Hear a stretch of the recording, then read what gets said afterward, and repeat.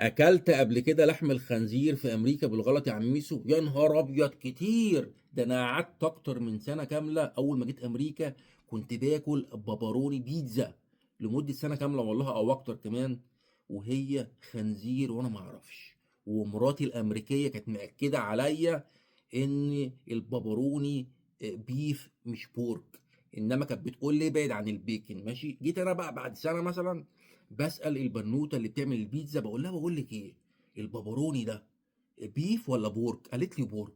اول ما قالت بورك قلت يا نهار ابيض يا عم ميس، ورحت باصص لمراتي كده قلت لها يا بنت اللذينه. طبعا مراتي كانت متضايقه جدا هي كمان، ما انا واثق فيها مليون في الميه، واثق في مراتي الامريكيه مليون في الميه يعني ان هي مش قصدها. ماشي، لكن ده خلاني اتعلم درس انك لازم تسأل على الحاجه بنفسك، اسأل على الحاجه بنفسك. وعلى فكرة ناس كتير جدا اتلسعوا من الموضوع ده سواء في أمريكا أو أوروبا، إنما دلوقتي الموضوع سهل. دلوقتي عندك برامج على التليفون بتعرف كل حاجة، بتعرف ده بورك ولا بيف، سهل جدا دلوقتي. وعلى فكرة خلي بالكم عشان هتلاقوا الخنزير داخل في حاجات كتير جدا في الأكل. ماشي، فخلي بالكم خلي بالكم خلي بالكم.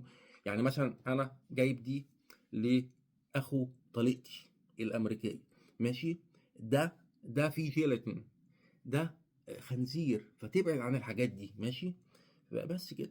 فاقرا كل حاجه وبس كده. وطالما ما تعرفش ما تخافش من حاجه يعني، بس اهم حاجه لو تعرف طبعا ما ينفعش. بس كده، وانا بحبكم جميعا يعني وبحترم الناس كلها. ماشي، انا بس ايه بحكي على موقف حصل معايا يعني، وبحبكم جدا جدا. وهوبا ادي يا عمي، السلام عليكم.